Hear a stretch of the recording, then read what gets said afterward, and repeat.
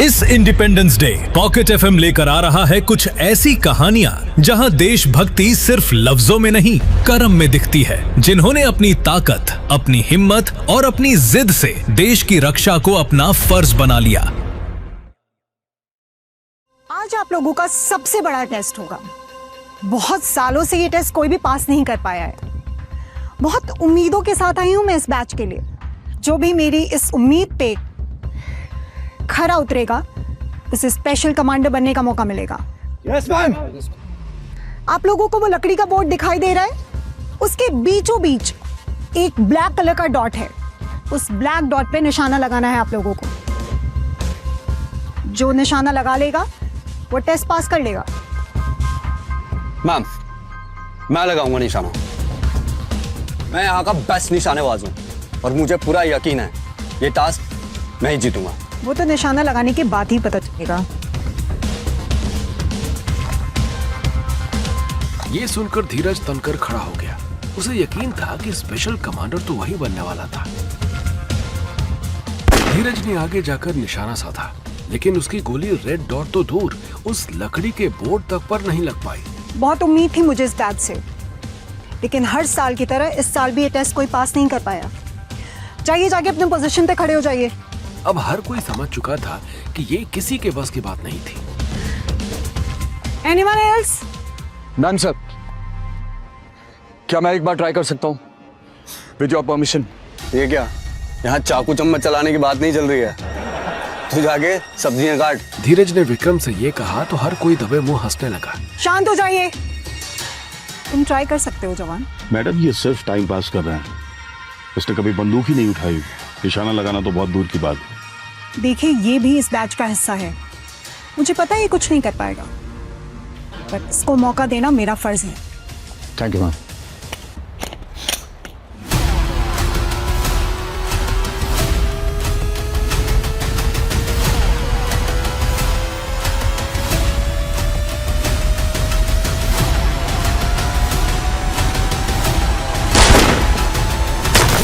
लेकिन जैसे ही विक्रम ने निशाना लगाया, हर किसी के जैसे होश उड़ गए। धीरज का मुंह तो खुला का खुला रह गया, क्योंकि विक्रम का निशाना सीधे डॉट पर जाकर लगा था।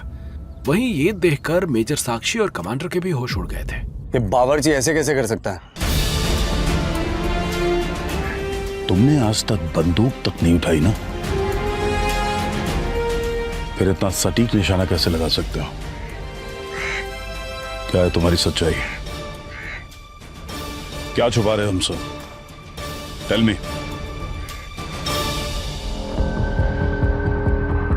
आर्मी हेडक्वार्टर्स में फौज के बड़े बड़े ऑफिसर्स भी द्वारा भेजी गई बच्चों की उस वीडियो क्लिप को देख ही रहे थे। 1 घंटे का समय है, बस 1 घंटे का समय है। अगर इस 1 घंटे में मेरे साथी उनको ले जाने के लिए एक हेलीकॉप्टर और 1000 करोड़ रुपए। दरअसल उन्हें आर्मी स्कूल के बच्चों की उस वैन को किडनैप कर लिया था, जिसमें बड़े बड़े ऑफिसर्स के बच्चे थे। जनरल बख्शी की पोती भी उस वैन में मौजूद थी। इसीलिए बच्चों को बचाने के लिए उन्होंने इंडिया के सबसे बेस्ट यूनिट से कमांडोज को बुलाया। करिश्मा, इस ऑपरेशन का चार्ज मैं तुम्हें देता हूँ। Yes sir. धीरज, आखिर विक्रम भी तो एक फौजी ही है ना? तो ये लो पिस्टल, तो चलवा के दिखा दो गोली अपने जवान से।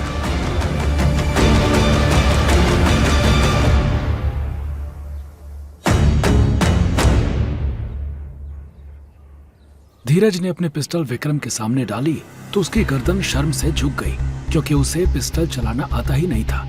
इसलिए कि धीरज ने पिस्टल के साथ उसकी ट्रेनिंग ही नहीं देने दी थी। अब ये तो तुमने देख ही लिया, लड़ने के काबिल तो ये है ही नहीं। पर अगर तुम अभी भी कहती हो उसको लेके जाना है तो सामान और लाशें उठाने के लिए लेके चल सकते हैं।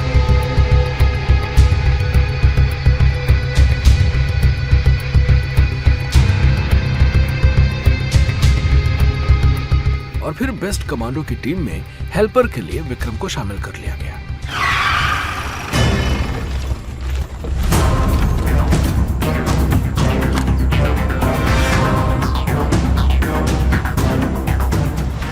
सभी स्नाइपर कमांडोज ने जब को गन पॉइंट पर ले लिया तो लेफ्टिनेंट धीरज ने चिल्लाकर कहा, तुम्हारा खेल खत्म हुआ फिरोज। तुम सब हमारे स्नाइपर के निशाने पर हो। अगर जरा सा भी हिले ना, तुम सबकी खोपड़ी तरबूज जैसी खिली मिलेगी। बच रहा है तो सरेंडर कर दो। भाई रुक जाओ, मैंने इस रास्ते पर बॉम्ब लगा रखा है और इस बस में भी। अगर किसी ने एक कदम आगे बढ़ाया ना, इसको दबाऊंगा, ब्लास्ट हो जाएगा। पीछे रहो। इतना सुनते ही धीरज और बाकी कमांडोज के पैरों तले जमीन खिसक गई। Yes sir, I am on it. जी सर। शो मी।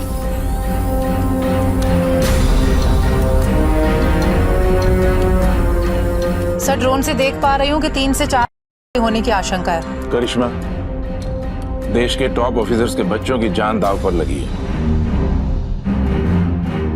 तुम एक काम करो, उस अर्दली को भेजो नेगोशिएशन के लिए। All right sir, on it. सुनो, तुम्हें मौका चाहिए था ना, मिल गया मौका। अंदर जाओ और पता करके आओ कि वहां क्या हो रहा है। It's your time. जी मैम। फिरोज, तुम्हारी मांगों की बात करने के लिए हमारा एक निहत्था जवान तुम्हारी तरफ आ रहा है।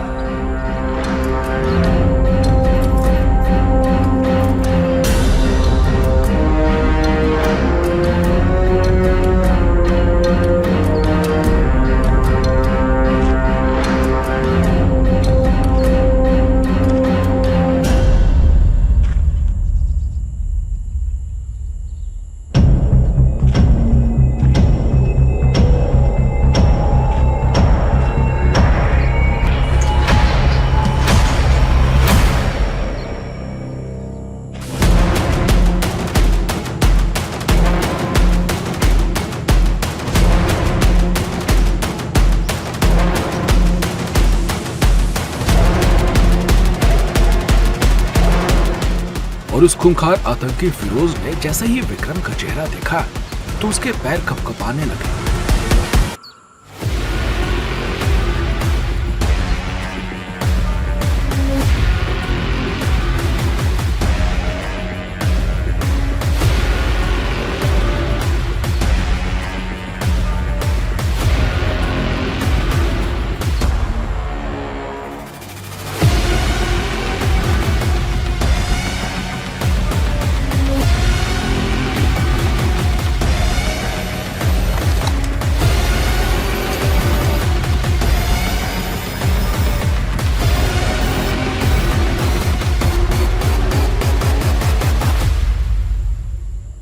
एक तरफ एक सिपाही अपनी किस्मत से लड़ रहा था और अब मिलिए एक ऐसे हवलदार से जिसके कमजोर दिखने के पीछे छुपा है एक खतरनाक राज।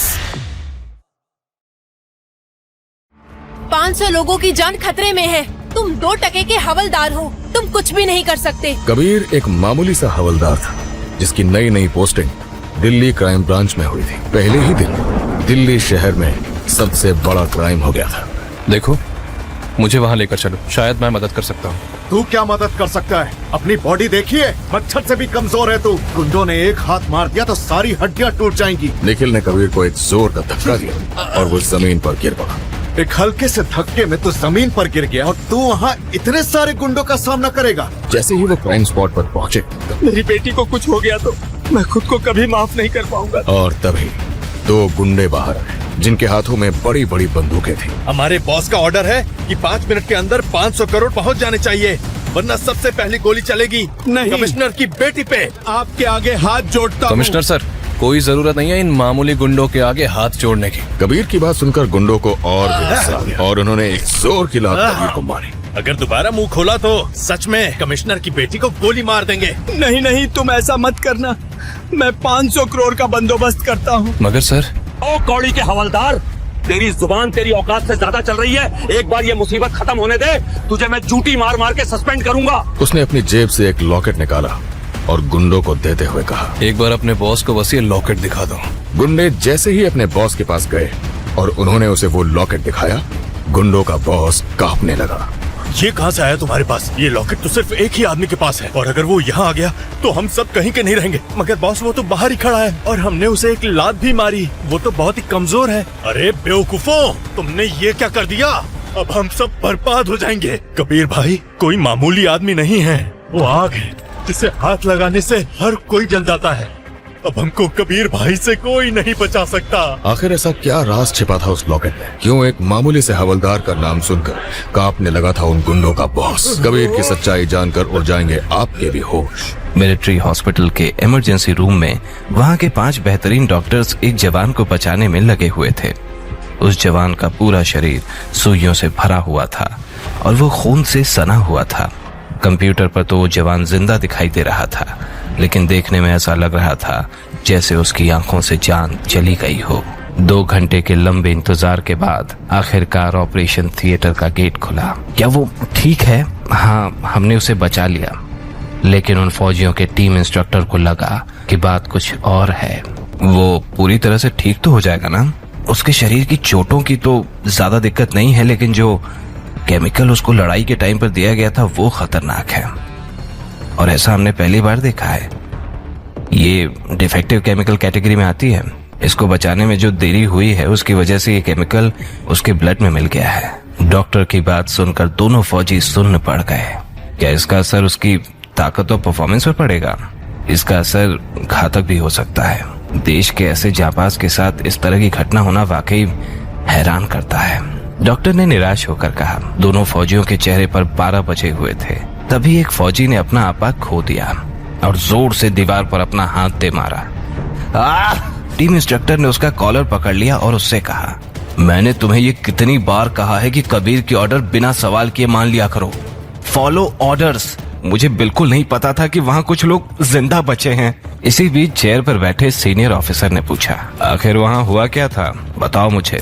कबीर ने हमें वापस लौटने को कहा, और जब विशाल वहाँ से कुछ लेने गया तो तभी एक साइंटिस्ट वहाँ उस केमिकल का इंजेक्शन लेकर विशाल पर अटैक करने लगा। कबीर विशाल को बचाने गए और वो केमिकल का इंजेक्शन उनको लग गया।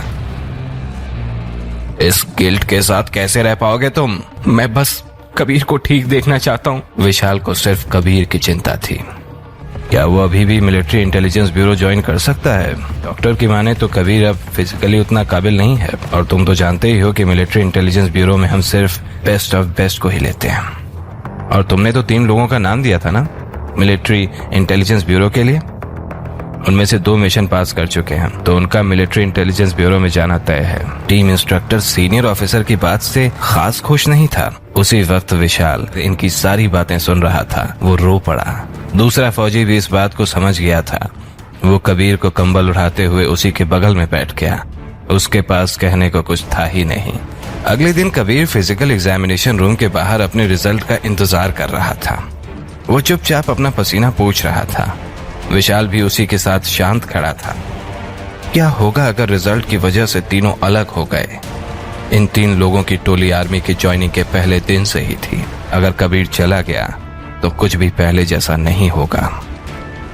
रिजल्ट अच्छे नहीं हैं। सुनना चाहोगे? जरूर सर। उसकी आवाज में कॉन्फिडेंस साफ झलक रहा था। तुम्हारी पावर, स्पीड, ताकत, हर चीज में बहुत बड़ी गिरावट है। कबीर सबसे बेस्ट सोल्जर्स में से एक था, और अब उसकी ताकत और तेजी दोनों ही किसी आम आदमी जितनी ही हो गई थी। कबीर के अंदर का फौजी टूटकर भी जिंदा रहा। अब बारी है विक्रम की, जिसे दुनिया कम समझती है, पर किस्मत कुछ और लिख चुकी है। तुम फौजी के नाम पे कलंक हो। पता नहीं किसकी सिफारिश से यहाँ तक पहुँच गए हो। आखिर आप हैं कौन? आप कोई आम कमांडर नहीं हो सकती। विक्रम ने तभी कहा कि वो अभी करिश्मा की तरह बनना चाहता है। उसका सपना था कि वो एक कमांडर बने। विक्रम की इस बात पे करिश्मा ने कहा कि बस एक दुश्मन को मार के वो खुद को हीरो ना समझे। उसके जैसे लोग तो स्पेशल कमांडर्स के जूते साफ रखते हैं। विक्रम ने फिर भी खुद को साबित करने का एक मौका मांगा। करिश्मा मौका देने को राजी तो हो गई, मगर उसने एक शर्त रखी। जब करिश्मा ने विक्रम को अपनी शर्त बताई तो विक्रम के जैसे होश उड़ गए। लेकिन ये कैसे हो सकता है? उसके बाद करिश्मा और विक्रम पास की चौकी में पहुंचे और विक्रम ने अपनी रिपोर्ट तैयार की। लेकिन कुछ ही देर में उस चौकी में कुछ ऐसा हुआ कि हर किसी की आंखें बाहर निकल आई। इस साधारण सी चौकी में ये स्पेशल हेलीकॉप्टर क्यों आया है सर? ये स्पेशल हेलीकॉप्टर फौज की बहुत बड़ी ऑफिसर करिश्मा को लेने आया है। वेल डन ऑफिसर करिश्मा। ये सब देखकर विक्रम के साथ वहां मौजूद हर शख्स का मुंह खुला का खुला रह गया था। सब समझ चुके थे कि करिश्मा जरूर बहुत बड़ी ऑफिसर थी। वही मेजर बख्शी के साथ करिश्मा के जाने के बाद उस चौकी का सीनियर विक्रम से बोला कि वो अपना सामान बांध ले, क्योंकि उसने बिना ऑर्डर्स जंगल में जाकर डिसिप्लिन को तोड़ा है। उसे रस्टिकेट किया जाएगा। विक्रम ने सफाई दी कि वो बस अपने साथियों की मौत का बदला लेना चाहता था। कमांडर विक्रम की इस बात पे भड़क गया। बदला? और तुम? अरे गन चलाना नहीं आता लेकिन शर्म तो आती होगी। विक्रम पर सभी हंस रहे थे कि तभी वहां एक और हेलीकॉप्टर आया और उसमें से निकलकर एक कमांडर ने कहा, सिपाही विक्रम, आपको हमारे साथ रेजिमेंट चलना होगा, ऊपर से ऑर्डर्स मिले। ये सुनकर हर कोई हैरान था। वही विक्रम उस हेलीकॉप्टर में बैठकर रेजिमेंट की तरफ चला गया।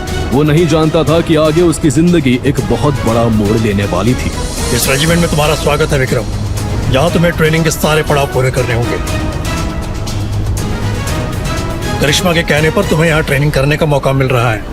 अगर यहाँ तुम खुद को साबित कर पाए तो आगे तुम्हें स्पेशल कमांडो की ट्रेनिंग दी जाएगी और उसके भी कई पड़ाव पार करने होंगे। मैं कुछ समझा नहीं सर। सर, तुम्हारा इम्तिहान आज से और अभी से शुरू होता है। करिश्मा के कहने पर जनरल बख्शी ने विक्रम को एक मौका दिया था ताकि वो खुद को साबित कर सके और आगे स्पेशल कमांडो की ट्रेनिंग ले सके।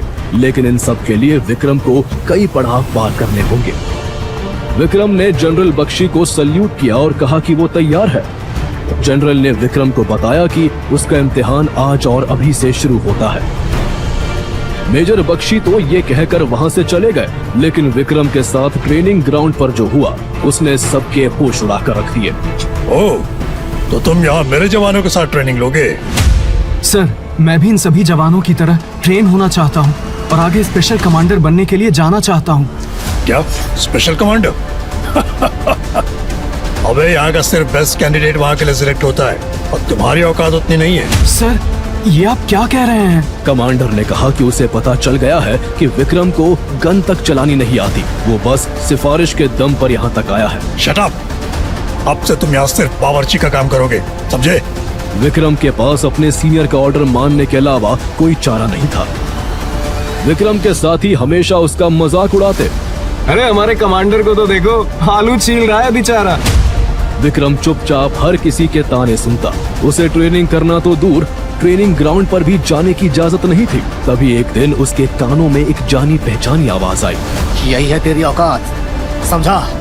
अभी तो बस बावर्ची बना है, धीरे धीरे यह तुझे सबका नौकर बनाकर छोड़ूंगा। विक्रम ने अपना चेहरा उठाकर देखा तो सामने उसका पुराना दुश्मन धीरज खड़ा था। दरअसल धीरज के पिता आर्मी में बड़ी रैंक रखते थे, जिसका फायदा उठाकर वो हर किसी पर दादागिरी करता था। जब विक्रम की फौज में भर्ती हुई थी तब धीरज उसका साथी जवान था, लेकिन वो अपने पापा की पोजीशन का फायदा उठाकर सब पर हुकूमत चलाता।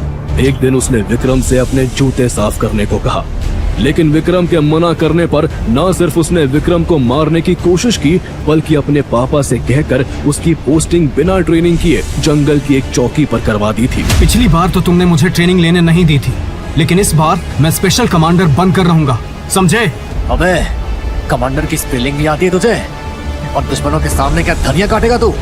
इसी तरह दिन बीत गए और विक्रम सिर्फ वहाँ का बावर्ची बनकर रह गया। एक सुबह वहाँ के कमांडर ने ऑर्डर दिया कि आज एक बड़े ऑफिसर उनके ट्रेनिंग कैंप में ट्रेनिंग देने आने वाले हैं, तो खाना अच्छा बनना चाहिए। विक्रम ने सल्यूट मारकर यस कहा और खाना बनाने की तैयारी में जुट गया। वही ट्रेनिंग ग्राउंड में सभी कैडेट्स के सामने एक लेडी ऑफिसर खड़ी थी।